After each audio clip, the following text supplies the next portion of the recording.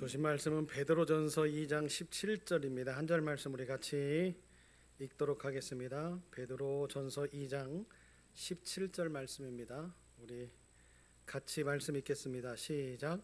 모든 사람을 공경하며 형제를 사랑하며 하나님을 두려워하며 왕을 존대하라. 아멘. 기도합니다. 하나님, 말씀 듣기를 원합니다. 부족한 것 십자가 뒤에 감추시고 하나님의 말씀만 증거하게 하실 때에 우리에게 새 힘이 되어주시고 능력이 되어주시고, 그래서 세상에 나아가서 가치 있게 살며 빛과 소금의 역할들을 감당하는 멋진 아름다운 교회와 아름다운 교회 믿음의 식구들 되게 하여 주옵소서. 지치고 힘이 듭니다. 피곤합니다. 하나님의 말씀을 들을 때 깨끗하게 씻어지고 회복되게 하여 주옵소서. 예수님 이름으로 기도합니다. 아멘. 존중이라고 하는 말씀의 제목입니다. 하나님의 성품 중에 존중이라고 하는 것이 뭘까를 우리가 조금 깊이 묵상해 보면서, 짧은 시간이겠지만 그러나 이 짧은 시간에 우리에게 주시는 말씀의 의미를 다시 한번 되새겨 봤으면 좋겠습니다. 우리는 세상 속에 살아가는 사람들이잖아요. 세상 속에 살아가는 사람들이라고 하지만 우리는 세상 사람들과 다른 존재로 살아야 되지요. 그 이유가 뭡니까? 하나님이 우리를 선택하셨기 때문에 그래요. 내가 하나님을 선택한 것이 아니라 하나님이 우리를 선택하셨기 때문에 그렇습니다. 그러다 보면 내 의지가 아닌 하나님의 의지로 내가 선택을 받아서 지금까지 하나님을 믿고 섬기는 모양들이 있다 보면 어느 때는 실족함도 있고요, 싫을 때도 있고요. 내가 왜 이렇게 살아야 되지?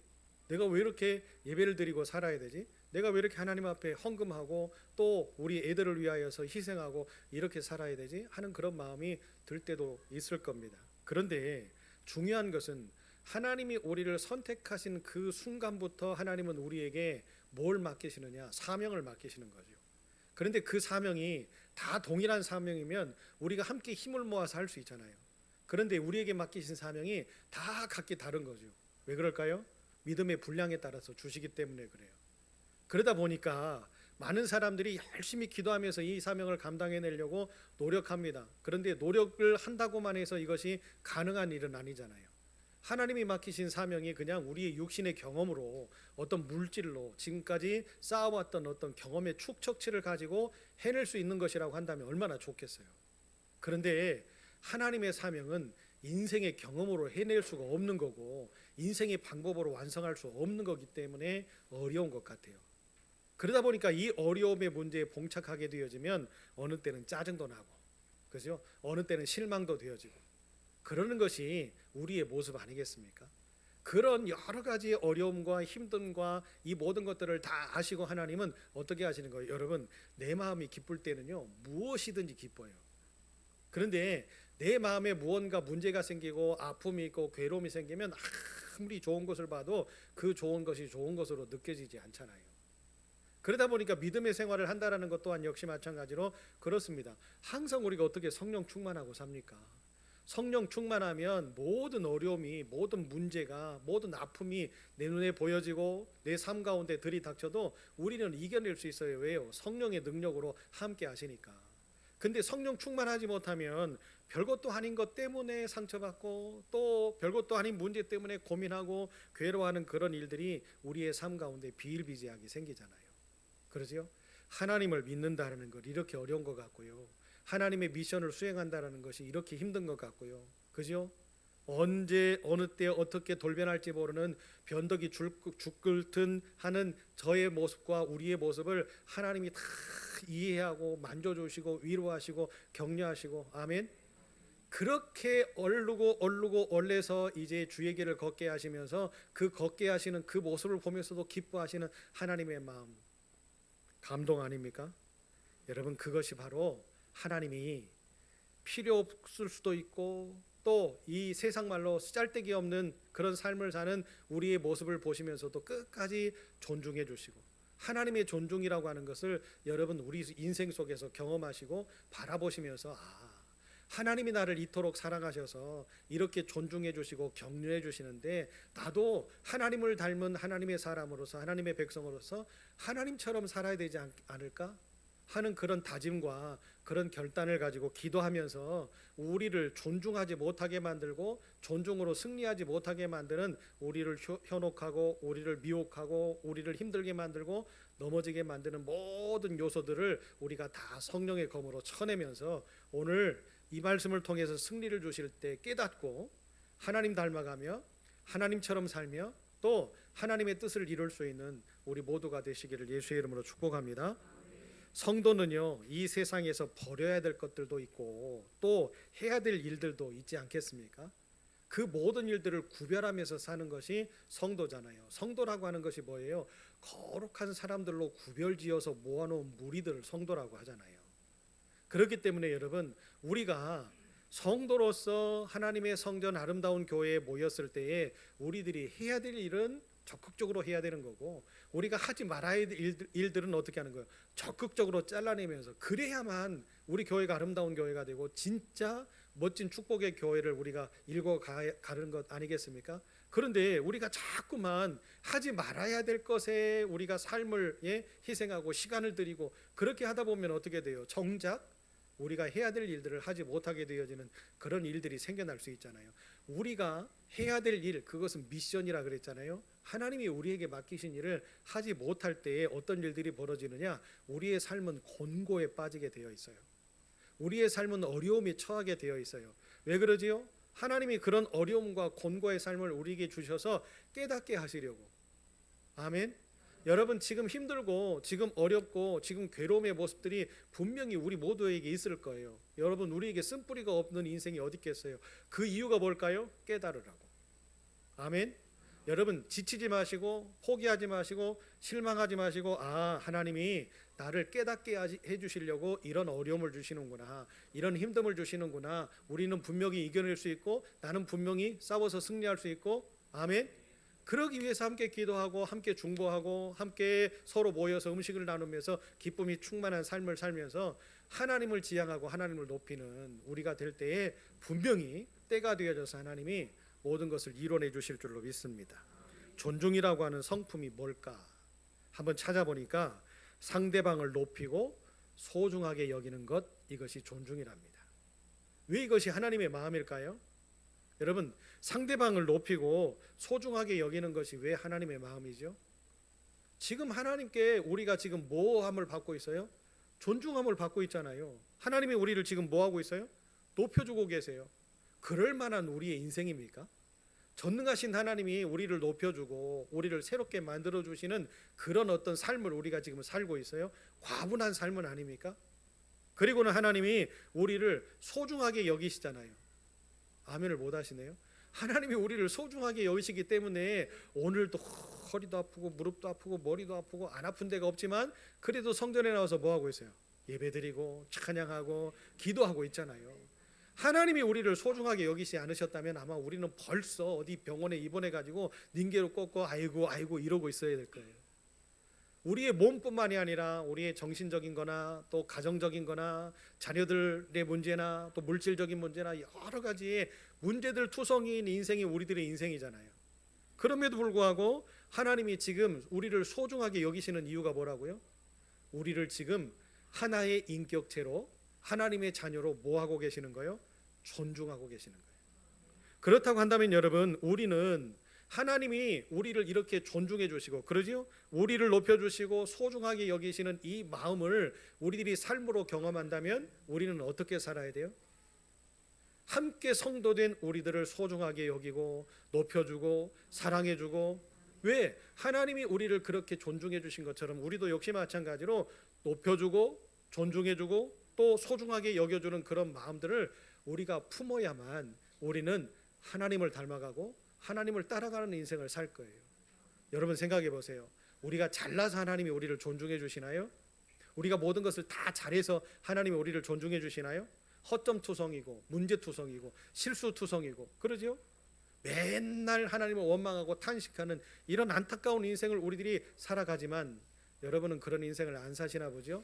예? 그런데 저는 그런 인생을 살기 때문에 그런 모습을 가지고 있는 이 최 목사의 인생마저도 하나님이 존중하셔서 소중하게 여기시고 저를 높여주시고 이렇게 귀한 존재로 만들어주신 그 은혜를 입고 살아가고 있는 내가 어찌 하나님을 예배하지 않을 수 있으며 어찌 하나님을 찬양하지 않을 수 있으며 어찌 내가 기도하지 않을 수 있겠습니까?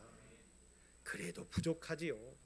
하나님께 기도하는 것이 부족하고 하나님을 찬양하는 것이 부족하고 하나님께 예배하는 것이 부족하고, 그래서 항상 하나님 앞에 고백하기를, 하나님 죄송합니다. 하나님이 나에게 주시는 것만큼 내가 하나님 앞에 내 삶을 드릴 수가 없기 때문에 하나님 죄송합니다. 죄송합니다가 연발적으로 내 입속에서 나오는 것 아니겠어요? 그런데 사랑하는 여러분, 그럼에도 불구하고 하나님은 우리에게 기회를 주시죠. 오늘 베드로 사도는 거듭난 그리스도인들이라면 이제 진리에 합당한 생활을 하라고 권고를 하고 있어요. 진리에 합당한 삶이라는 것이 뭘까요? 진리는 뭐죠? 바로 살아계신 하나님의 말씀이잖아요. 그렇죠? 그러니까 우리가 참된 그리스도인들이라고 한다면 말씀에 합당한 삶을 살아라. 그러면서 세 가지를 이야기를 하는데, 먼저 주의 인자하심을 따라서 살아라. 쉽게 설명하면 예수의 성품을 닮아 살으라는 거예요. 예수님은 어떻게 하셨어요? 그렇게 자기를 향해서 모질게 소리를 지르고 매질을 하고 침뱉음을 받는 사람들까지도 뭐 하셨어요? 용서하시고 사랑하셨지요. 십자가 위에서 마지막 죽으시는 그 장면에 그죠? 도적들이 그 예수님의 양 옆에 있었음에도 불구하고 그들까지도 사랑하셨던 분이 예수님이셨잖아요. 예수님의 인자하심을 따라 살아라. 우리가 진짜로 하나님의 말씀대로 사는 사람이라고 한다면 예수님 닮아라 라고 하는 뜻이지요. 두 번째는 뭡니까? 악독과 외식을 버려라. 악독과 외식이라는 건 뭐예요? 가식적인 삶이지요. 악독이라고 하는 것은 뭡니까? 우리의 모습들 가운데서 누군가에게 상처를 주고 누군가에게 저주를 퍼붓고 하는 일은 하나님의 진리의 말씀 이외에 다른 것들을 행하면서 사는 것들이잖아요. 하나님의 마음을 품지 못하게 하는 것들, 이런 것들을 뭐하라? 버려라. 우리가 말씀대로 사는 사람이라고 한다면 누군가에게 어떤 사람이 되라는 거예요? 희망을 주고 기쁨을 주고 사랑을 주고, 아멘. 그런 인생을 살라고 이야기를 하고, 세 번째는요, 비방을 버려라. 왜 비방을 버리라고 할까요? 누군가를 비방하게 되어지면요, 싸움질밖에 안 나는 거예요. 싸움질을 하다 보면 어떻게 되죠? 인간의 분냄이 나타나기 시작하죠. 인간의 분냄이 나타나기 시작하면 어떤 일이 벌어져요? 인간의 최초의 살인자가 누굽니까? 가인이죠. 가인이 어떤 모습 때문에 동생 아벨을 죽입니까? 분냄으로 인하여서. 그렇죠? 하나님 앞에서 화내고 분노하고 있는 그 가인의 모습을 보면서 하나님이 이야기하시죠. 네가 지금 이렇게 하나님 앞에서 분냄이 가하냐? 여러분, 어떻게 보면 아름다운 것을 베푸는 삶을 살아라라고 사도 베드로가 우리에게 이야기를 해주고 있습니다만 참 어려운 말씀이잖아요. 그렇죠? 뭐예요? 그리스도의 성품을 닮아가라. 예수님처럼 살아라. 악독과 외식은 버리고 비방을 버리고 아름다운 삶으로 돌아오라라고 이야기하는 이 말씀이 굉장히 어려운 말씀인 거예요. 그런데 베드로가 이야기하고 있는 이 말씀은 뭐 하는 거예요? 하나님을 존중하라. 예수님을 존중하라. 성령님을 존중하라 라고 하는 그런 말씀이에요. 우리의 모습 가운데에 하나님을 존중할 때 우리는 자연스럽게 우리와 함께 살고 있는 성도들을 존중해 줄 수 있다라고 하는 거죠. 하나님을 존중하지 못하는데 어떻게 주의 사랑을 가지고 우리를 서로 존중하면서 살겠습니까? 존중한다라는 것이 뭐라고요? 상대방을 높이고 소중하게 여기는 것이 존중이라 그랬잖아요. 할렐루야. 여러분, 죽게 하듯 하라 그랬어요. 그것이 오늘 말씀의 핵심인 것을 여러분 기억하셨으면 좋겠습니다. 그리스도인들은요, 모든 사람을 향해서 공경하고 존경하는 태도를 가지고 살아야 된다라고 오늘 말씀이 우리에게 이야기를 하고 있어요. 자, 그러면 존중의 대상이 어디까지냐? 그죠? 존중을 하는 건 맞다. 상대방을 높여주고 소고중하게 여겨주는 건 맞는데 그 대상이 어디까지냐라고 하는 이 모습을 우리들이 한번 살펴봐야 됩니다. 여러분, 예수님께 수많은 사람들이 몰려들었어요. 예수님이 말씀을 증거하니까 많은 사람들이 그 말씀을 듣고 회심하죠. 예수님이 함께하는 사람들은 질병으로 손대시면 그 질병이 고쳐지고 죽은 자가 살아나고 기적의 역사들이 나타난다라고 하는 것을 듣고 수많은 사람들이 몰려들기 시작합니다. 그때에 어린 아이들도 예수님께 나오기를 시작해요. 그 모습을 보면서 제자들이 어떻게 합니까? 어린 아이들이 주님 앞에 나오는 모습을 이제 나오지 못하도록 막잖아요. 그 모습을 보시면서 예수님께서 뭐라고 말씀하셨어요? 나에게 오는 것을 허락하셨어요. 막지 마라. 천국은 어린아이와 같은 자들이 들어갈 것이다라고 이야기를 하시잖아요. 여러분, 그 모습을 통해서 우리는 존중의 대상이 어디까지냐라고 하는 사실들을 우리들에게 말씀하시는 것을 깨달아야 됩니다. 왜 예수님의 제자들이 어린아이들을 막았을까? 지금 제자들은 어떤 모습이었을까요? 그때 당시에 예루살렘에 유대인들은 종교적인 형식, 그런 형식에 철저하게 얽매여진 삶을 살았던 사람들입니다. 종교적인 형식이라는 것은 뭘까요? 예배 때는 이렇게 드려야 되고, 예배의 대상은 누구가 되어야 되고, 어떤 정성스러운 모습을 가지고 나와야 되고, 누구는 안 되고, 어떤 모습은 안 되고, 이런 어떤 종교적인 형식에 철저하게 그 중심적인 삶을 살았던 사람들이 예루살렘의 종교 지도자들과 유대인들이었어요. 그러다 보니까 그런 환경에 제자들도 뭐 한 거예요? 물들어 있는 거죠. 왜요? 지금까지 그런 모습들을 가지고 살았으니까. 그러면서 예수님을 모시고 살면서 공생애를 지내고 있는 중에도 제자들의 그 모습과 삶 속에는 아직도 그들의 때가 묻어져 있었던 거예요. 그래서 수많은 사람들이 예수님께 나왔을 때 제자들도 알지요. 얼마나 힘들었겠어요. 그죠? 수많은 사람들이 모여들었을 때에 예수님도 힘들었겠지만 그 사람들을 12명이 관리를 해야 되니까 얼마나 어려웠겠어요. 더더군다나 어린아이들은 어떻습니까?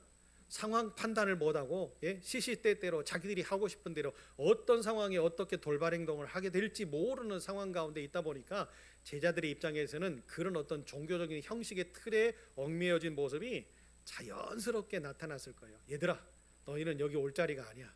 너희들이 떠들면 우리 선생님이 말씀 증거하는 일에 방해가 되니까 오지 마. 여러분, 지금도 역시 마찬가지죠. 우리가 애들과 함께 예배를 드릴 때 애들이 떠들고 장난칠까 봐 우리가 본 예배에 아니면 예배 속으로 들어오지 못하게 하는 그런 경우들도 있잖아요. 저렇게 떠들고 예배 시간에 떠들면 최 목사가 설교하기에 방해되니까 이제 집사님들이 자기 자식들도 있으니까 이게 뭐예요? 저리 가, 너. 그러잖아요. 왜 그래요? 어른들한테 방해가 되어지고. 그렇죠? 그런데요, 최 목사는 애들을 이렇게 내보냅니까? 안 내보내죠. 그것 때문에 안 내보내는 건 아니에요. 본인이 예배를 드리고 싶어 하는데 그 예배를 방해할 필요는 없잖아요. 그죠? 애들은 떠드는 거예요. 애들이 5분 동안 앉아가지고 이렇게 막 그 예배를 드리다가 5분이 지났는데도 앉아 있으면 그 애는 아픈 거예요. 애들이 얼마나 좀이 쑤시겠어요. 막 이렇게 움직이고 싶고 말하고 싶고 이야기하고 싶고 그러지 않습니까? 그러니까 예배 시간에 슬기가 김영아 집사님 옆에 앉아가지고 막 물어봐요. 이렇게 저는 들리죠 그게. 근데도 우리 김영아 집사님은 슬기가 물어보는 것을 또 자상하게 가르쳐 주셔요. 이렇게 옆에서. 그런 모습이 너무 좋잖아요. 왜냐하면 예배를 드리는데 어린아이가 궁금한 건 당연한 것 아닙니까? 그렇잖아요. 그래도 그 아이의 한 생명이 천하보다 귀하다라고 말씀하셨던 분이 누구예요? 우리 주님 아닙니까? 그런데 그런 주님 앞에 어린아이들이 지금 모여들고 있는 상황을 제자들은 뭐 때문에 가로막고 있는 거예요? 종교적인 형식의 모습 때문에 가로막고 있는 거잖아요. 그 모습은 아이들을 존중하지 못하고 있는 거예요. 아이들을 높여주지 못하고 아이들을 소중한 존재로 여기지 못하는 거죠. 뭐 때문에? 이 예배가 방해된다라고 하는 이유 때문에. 여러분, 그렇다고 한다면 우리가 하나님 앞에 나아갈 수 있는 사람 누가 있어요? 우리는 우리의 인생을 살면서 하나님을 방해한 적이 얼마나 많습니까? 아멘을 안 하시네요. 여러분은 방해한 적이 없지만 저는 방해한 적이 너무 많거든요. 그러니까 항상 죄스러운 것뿐이잖아요. 그런데 지금 어떤 종교적인 형식의 모습 때문에 제자들이 어린아이들을 가로막고 있다라고 하는 건 뭐예요? 그들을 존중해주지 못하고 있다라는 거지요. 그런데 예수님은 그들을 내게 오는 것을 금하지 말아라 라고 하시는 말씀은 뭐예요? 그 어린 아이들까지도 우리 하나님은 뭐하고 계신다? 존중하고 계신다. 그 아이들을 높여주시고 그 아이들이 소중하다라고 하는 것을 하나님은 인정하셨다라고 하는 것을 우리 주님이 선포하고 계시는 거잖아요. 그렇다고 한다면 여러분, 우리가 존중해야 될 대상은 어디입니까? 어른들은 공경해야 되는 것 당연한 거니까 어른들은 존중해주고, 목사는 좀 존중해줘도 당연한 거니까 목사는 존중해주고, 그리고는 어린애들은 쟤네들은 언제 존중을 우리가 받아야 될 대상이지 쟤네들을 존중해야 될 대상은 아니니까 뭐 하는 거예요? 존중해주지 않고. 여러분, 이것은 그리스도의 빛된 삶이 아닌 거잖아요. 왜요? 우리는 예수 따라 나가는 사람들인데, 예수님의 말씀을 우리들이 믿고 순종하며 따르는 사람들인데 그 예수가 우리에게 그대로 행하라고 이야기하신 분인데, 아멘. 그렇다고 한다면 예수님이 하셨던 존중을 우리들도 어떻게 하며 살아야 돼요? 똑같이 행하며 살아야 되는 것이 우리의 의무 아니겠습니까? 그렇다고 한다면 여러분, 우리 아이들을 소중하게 여기셔야 됩니다. 아까 슬기 이야기했으니까 슬기 이야기를 다시 할게요. 슬기가 교회에 오면 어르신들이 있잖아요. 그러면 어르신들에게 인사를 하고요, 어른들이 식사를 한 것 같잖아요. 눈치 빠르게 커피 타가지고 어른들에게 갖다 주고, 물 떠다가 어른들에게 갖다 주고, 예? 그런단 말이죠. 그런 모습을 볼 때에 얼마나 아름다워요. 아, 이 어린 꼬마쟁이가, 요즘에 누가 어린 꼬마 아이가 할머니 할아버지 옆에서 물 떠다 주고 커피 떠다 주고 이렇게 합니까? 쉽지 않거든요. 그런데 슬기라고 하는 이 어린아이는 어른들을 지금 뭐 하고 있어요? 존중하고 있어요. 그랬더니 우리 어른들이 어떻게 하시는 거예요? 이쁘다고 하시고, 그죠? 아멘. 용돈도 주시고, 그러면서 어른들이 더불어서 또 어떻게 하는 거예요? 우리 슬기를 하나님의 예쁜 딸로 존중해주고 계시잖아요. 아멘. 여러분, 이렇게 하나님의 문화는, 교회의 문화는 점점 이렇게 누군가에게 전달되어지고 보여지는 모습이, 나타나지는 모습이, 아멘, 이것이 복음이 섞여진 모습으로 이렇게 하나씩 아이들에게 전달되어지게 된다고 한다면 우리의 아이들은요, 하나님의 말씀을 듣지 않아도 돼요. 그런 예배의 어떤 형식, 예배의 모습, 이걸 막 중요하게 여기지 않고 우리 애들과 함께, 어른들이 함께 그냥 살고 먹고 하는 그런 모습 속에서 예수의 향기가 나타나고, 예수의 교육이, 훈련이 나타나고, 예수의 삶이 나타나는데 굳이 또 거기에다가 뭔가를 가르쳐주고 할 이유가 뭐가 있겠어요? 왜? 매일 그렇게 사는데, 매일 예수의 삶을 닮아가면서 사는데, 아멘. 여러분, 이게 누가 시켜서 그런 일을 합니까? 슬기야, 너 이리 와봐. 어른들이 지금 앉아서 밥 드시면 너는 물 떠다 줘야 된다. 예? 조성경 집사님이 집에서 세뇌를 시켰을까요? 딸이 셋이에요. 그런데 유독 왜 둘째만 그렇게 할까? 향기는 향기니까, 그냥 지가 이렇게 가는 게 향기니까. 근데 슬기는 이름 따라서 슬기롭게 행동하잖아요. 여러분, 이것이 하나님이 계시는 곳에 놀라운 기적의 역사가 함께 한다라고 하는 사실을 우리는 현장에서 우리의 눈으로 확인하고 있는 거죠. 여러분, 애들도 알아요. 자기를 어른들이 얼마나 존중해주고 사랑해주는지를 알아요. 제가 자랑 한번 할까요? 제가 교회에 오기만 하면 이 녀석들이 와가지고 부득이하고 끌어안으면서 첫 마디 하는 게 있습니다. 목사님, 집에 가지 마세요. 어제 또 지네들한테 말하고 집에 갔다고 오늘 아침에 와가지고 얼마나 군시렁 거리는지 오늘 집에 가지 말으라는 거예요. 그래서 제가 그랬죠. 야, 니네는 엄마 차 타고 집에 후딱 가더라? 그랬더니 지네는 집에를 가도 목사님은 교회에 있으라는 거지. 이게 뭐 하는 건지 제가 잘 모르겠지만 그래도 저는 또 푼수같이 또 그렇게 대답합니다. 알았어. 여러분, 아이들과 또 어른들과 성도들과 할 것 없이 또한 우리는 믿음의 사람들답게 세상의 사람들까지도 뭐 해야 됩니까? 그들을 높여주고 소중하게 여겨주는 삶, 존중해주는 삶을 살 때에 전도가 되어지는 거예요. 그들의 영혼 속에 예수가 침투되어지고 복음이 침투되어지고, 그래서 예수 믿고자 하는 마음이 생겨나는 거예요. 우리가 세상의 사람들을 존중해주지 않는데 세상의 사람들이 우리의 모습을 보면서 하나님을 믿고자 하겠습니까? 하나님의 말씀은요, 정확한 거예요. 우리가 세상의 빛이 되고 소금이 되어질 때에 세상의 사람들이 너희의 착한 행실을 보고, 아멘, 우리의 착한 행실이 뭐예요? 예수의 성품, 존중해주는 성품, 높여주고 소중하게 여겨주는 그 모습을 통해서 그들이 우리의 착한 행실을 보고 뭐 한다고요? 하나님께 영광을 돌리는 그런 날이 오게 될 줄로 믿습니다. 이것이 예수가 행했던 복음 전파예요. 예수의 삶을 통해서 나타났던 전도의 역사지요. 사랑하는 여러분, 전도 축제하는 것도 굉장히 중요합니다. 얼마 전에 어떤 이웃 교회에서 이용식 씨 그 개그맨을 모셔다가 전도 집회를 했대요. 전도 집회를 했는데 어느 교회에 권사님이 오셨다가 이제 그 전도 집회를 보시고 나서 교회에 돌아가셔서 담임 목사님에게 그렇게 말씀했대요. 목사님, 우리는 언제 전도 집회 저렇게 합니까? 그렇게 했대요. 그게 부러웠던가 봐요. 우리 교인들 한 분도 안 가셨나요? 이용식 씨를 보고 전도 집회를 참여하면서 이렇게 교인 초청해 가지고 전도 집회를 하셨다 그래요. 물론 그것도 중요하겠죠. 그런데요, 최 목사는 그런 이벤트적인 전도 집회 안 합니다. 저희는 그냥 열심히 훈련하고 열심히 기도하고 세상 속에서 착하게 살고. 왜요? 예수의 이 성품을 그대로 우리가 실천해낼 때에, 교회 안에서 밖에서 실천해낼 때에 어떻게 되어질까요? 세상 사람들을 존중해주는 그 모습, 섬겨주는 그 모습을 통해서 여러분, 우리가 참되게 그리스도인임을 나타낼 수 있는 저와 여러분 되셨으면 좋겠습니다. 그렇게 되어지기 위해서는요, 세 가지의 모습이 필요한데 짧게 설명해요. 첫째는 죽게 하듯 하는 모습. 어떤 삶이든지 죽게 하듯 하는 모습. 내 식구들에게도 죽게 하듯 하고, 밖에 있는 식구들에게도 죽게 하듯 하고, 또 직장에 있는 사람들에게도 죽게 하듯 하고, 그죠? 나와 만나는 모든 사람들에게 죽게 하듯 하는 그런 모습들이 있으셨으면 좋겠어요. 그런데요, 여러분, 우리가 이것에 속으면 안 돼요. 세상의 사람들이 악하고, 세상의 사람들이 질서를 파괴하고, 세상의 사람들이 그런 어떤 모임의 그 일들을 흔들리게 만드는 그런 행동들과 그런 언어들과 그런 모습들을 가지고 이렇게 사는데, 그 사람에게도 죽게 하듯 하라라고 하는 것이 맞을까요? 아닙니다. 그런 사람들은요, 대항해야 돼요.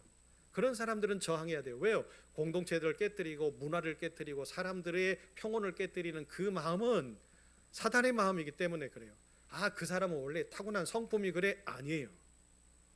그 상황 속에서 믿음의 백성들이라고 한다면 차라리 무시를 하든지, 그렇지 않으면 대항해서 그 문제를 해결해야 됩니다. 항상 모든 것이 죽게 하듯 하라라고 이야기를 했을 때 그냥 모든 것이 포용되는 것이 아니에요. 이게 참 믿음의 결단이 필요한 거죠. 그래서 여러분, 영적으로 깨어 있어야만 이것을 분별력 있게 우리가 분별해낼 수가 있어요. 두 번째로는요, 천국은 어린아이와 같은 사람들의 것이라고 그러셨잖아요. 순수함을 잃어버리지 않는 그런 믿음의 모습들을 우리들이 갖고 살아야 됩니다. 어린 시절에 믿음을 가지고 이렇게 성장을 하는 그 사람들이 점점 나이가 먹어가면 경험치라는 것이 생기다 보니까 그 경험치 때문에 어린아이 시절에 배웠던 순수함이 깨어져요. 그리고 이제 어느 정도 내 경험이 쌓여지는, 이제 내 경험이 쌓여지는 그런 모습들을 통해서 이제 뭐가 나타납니까? 주장이 나타나기 시작해요. 주장한다라고 하는 것은 뭡니까? 이제 그 주장한다라고 하는 모습 속에서 내 마음의 순수함이 어느 정도 이제 사라져가고 있다라고 하는 것을 우리들이 느껴야 돼요. 주장을 한다라는 것은 어떻게 보면 그 속에 고집이 내포되어 있을 수도 있거든요. 여러분, 그렇다고 한다면 우리에게 예수님께서 어린 아이를 내게 오는 것을 용납하라라고 말씀하셨던 그 말씀 속에서 우리는 답을 찾으셨으면 좋겠어요. 이것은 경험치로 되어지는 것이 아니라 오로지 하나님의 은혜로 되어진다라고 하는 것을 우리들이 기억하셨으면 좋겠습니다. 그래서 여러분, 누군가를 높여주고 누군가를 소중하게 여겨준다라고 하는 것은 막 내가 인생의 삶의 경험을 통해서 막 이렇게 음식도 만들어주고 무언가를 막 선물도 만들어주고 이렇게 하면서 대접하는 것, 그것도 존중하는 모습일 수도 있어요. 그런데 그의 아픔, 그의 실수, 그의 또 그 잘못된 성향들, 성품들, 또 우리의 모임에 맞지 않을 수 있는 그런 어떤 행동들이 보인다 할지라도 뭐 해주는 거예요? 높여주고 소중하게 여겨주고. 왜 그래요? 우리는 식구잖아요. 아멘. 우리는 한 식구잖아요. 그렇게 되어질 때 어떤 일이 벌어져요? 우리 안에는 천국이 이루어집니다. 하나님의 나라가 완성되어지는 거예요. 하나님의 교회는 흔들리지 않습니다. 마지막 세 번째로는요, 긍정적인 두려움을 가져야만 이 존중이라는 마음이 생겨납니다. 긍정적인 두려움이라는 것은 뭐냐면, 하나님의 형상으로 지어진 우리들은요, 뭘 받았습니까? 하나님의 생기를 받은 존재들이잖아요. 흙으로 사람을 지으신 다음에 우리가 제일 먼저 한 것이 뭡니까? 호흡하는 거였어요. 뭘 호흡해요? 하나님의 생기를 호흡하는 존재들이었죠. 하나님의 생기가 우리 속에 들어와서 생명이 되어져서 우리가 지금 이렇게 살잖아요. 그러니까 우리는 누구 거예요? 하나님 거예요. 근데 하나님 거인 우리들이 자꾸만 내 것인 양, 내 것을 주장하고 내 이야기를 하고 내 삶이 이런 모습이, 그러죠? 당당하고 정당하고 이런 모습들을 가지고 살다 보면 하나님을 두려워하지 못할 때가 많아요. 하나님을 두려워하지 않으면 어떤 현상들이 벌어져요? 이제 내 영혼이 말라갑니다. 내 영혼이 말라가면 어떤 일들이 벌어져요? 열매를 맺을 수가 없어요. 영혼이 말랐는데 영혼의 열매를 어떻게 맺겠어요? 영의 열매를 어떻게 맺겠어요?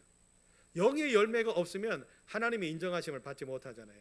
하나님의 인정하심을 받지 못하면 그때부터 자꾸만 내 의지대로 무언가를 만들어내려고 합니다. 그 순간 하나님을 두려워하는 마음이 사라지지요. 경외하는 마음이 사라지는 거예요. 내가 경외한다라는 것은 하나님 앞에서 두려워 떨다라고 하는 그런 표현 아닙니까? 참 중요한 것인데요. 여러분, 이 모습들이 우리에게 비춰질 때에 하나님께서는 굉장히 우리를 기쁘게 여기시고 감동하시는 그런 은혜를 통해서 우리에게 멋진 보너스를 선물로 주시는데, 그 보너스는요 누구도 상상할 수 없지요. 저도 헤아릴 수가 없어요. 왜? 하나님이 나를 위해서 준비하신 보너스니까. 직장 다니시는 분들은 아시죠? 보너스 받을 때 얼마나 좋아요? 얼마나 기뻐요? 그러죠? 박명 권사님 그러죠? 예, 보너스 받으면 좋잖아요. 예. 근데요 점심시간이 12시인데 11시 54분에 밥 먹으러 가더라고요. 나한테 들켰잖아요. 예? 공무원이 말이에요. 그래서 제가 군청 민원실에다가 글을 쓰려고 지금, 어떤 공무원이 12시 전에 11시 54분에 2명이 그것도 밥 먹으러 돌솥밥집 앞을 지나가다 뭐 이렇게 사진을 안 찍어가지고 제가 사진을 못 올리겠더라고요. 여러분, 보너스를 받는다라는 것이 감동이잖아요. 감격이잖아요. 하나님이 우리에게 그런 보너스를 주신다라고 하는 것이 얼마나 큰 기쁨입니까? 오늘 2장은 인간관계에 대해서 변할 수 없는 대원칙 2가지를 이야기를 하고 있어요. 그 첫째는 주를 위해서 살고, 이건 절대로 변하지 않는 원칙이에요. 두 번째는 하나님을 두려워하면서 살고. 아멘. 자, 말씀을 정리합니다. 존중이라고 하는 것이 뭐예요? 하나님이 우리를 높여주시고 소중하게 여기시는 것처럼 우리도, 예수 닮은 우리도, 예수 따라 나가는 우리도, 그러죠? 높여주고 소중하게 여겨주고 하나님을 높이고 소중한 분으로 여기고, 우리 아름다운 교회를 높여주고 소중하게 여기고, 우리 아름다운 믿음의 공동체 식구 한 사람 한 사람을 높여주고 소중하게 여기고, 세상에 살고 있는 나와 함께하는 사람들을 높여주고 소중하게 여기고, 하나님의 때가 되면 결실하게 되어 있거든요. 여러분, 영적으로 우리가 하나가 되어지고 영적으로 회복될 때에 이 존중이라는 열매가 우리의 삶 가운데 맺히게 될 줄로 믿습니다. 힘들어요.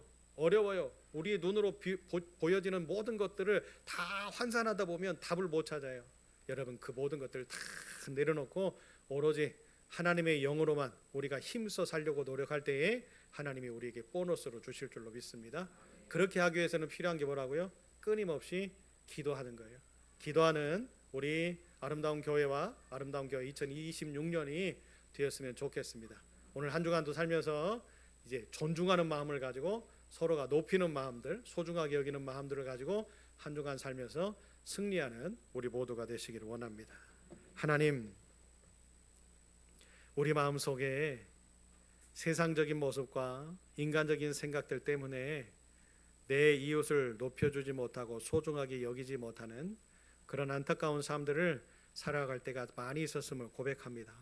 그러나 오늘 말씀을 통해서 우리에게 새로움의 길을 걷게 하시고 새로운 생각과 판단을 가지면서 살게 하실 때에 승리하는 길을 걸어갈 수 있게 도와주시고, 아름다운 교회가 존중하는 교회가 되게 하여 주셔서 예수 따라가는, 예수의 성품을 닮아가며 그대로 세상에 선포하는 축복의 교회가 되게 하여 주옵소서.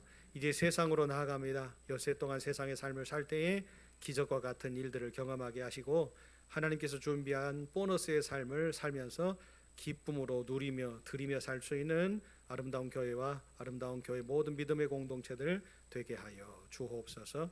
예수님 이름으로 기도합니다. 아멘. 예배 마치면 바로 우리 항전